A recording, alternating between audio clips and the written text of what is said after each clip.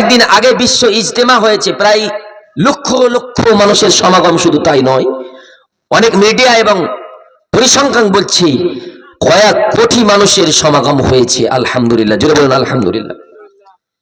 মুনতাজুল ইসলাম বলে একজন আহলুল হাদিসের হুজুর আছে, হুজুর বক্তা, বাজারি বক্তা, বলছে তবলিগ জামাত কোরআন হাদিস থেকে তবলিগ করো, কোরআন হাদিস থেকে বায়ান করো, কোরআনের একটা তরজামা করো, কোরআনের একটা বাংলা ব্যাখ্যা করো।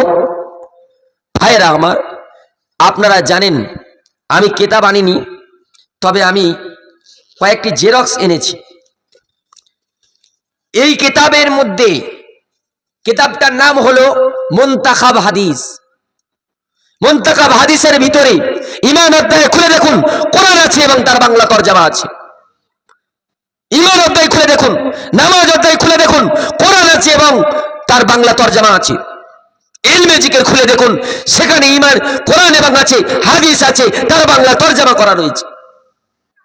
দাওয়াত ও তাবলীগ খুলে দেখুন, সেখানে কোরআন আছে, হাদিস আছে এবং তার তরজামা এবং তার ব্যাখ্যা মানে লেখা রয়েছে। আর এই ভণ্ড অপদার্থ বলছে বলে কোরআন দিকে নাকি তাবলীগ হয় না। আমি বলছিলাম বন্ধু, ওদের একজন শায়েখ আছে বাংলাদেশের, তাকে নিয়ে খুব বগল বাজাই। তার নাম হলো রাজ্জাক বিন ইউসুফ, আব্দুর রাজ্জাক বিন ইউসুফ। বলছিলাম বন্ধু, তোমরা যে কিতাবগুলো লিখেছিলে, তোমরা তো সব বড় বড় মুস্তাহিদ, তোমরা তো সব বড় বড় আলেম, তোমরা তো সব বড় বড় ফকিহ।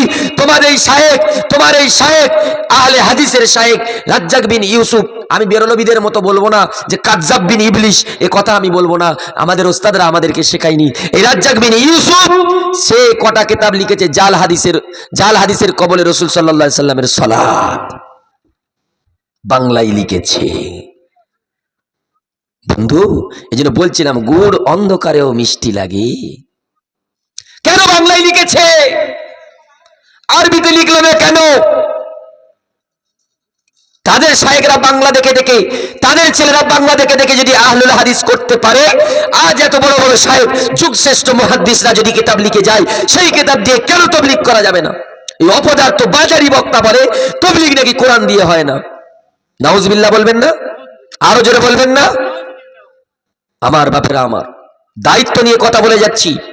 আগামী দিন যদি এরা মুখ বন্ধ না করে, বা জাতির সামনে এদের মুখোশ উন্মোচন করতে আমরা বাধ্য হব।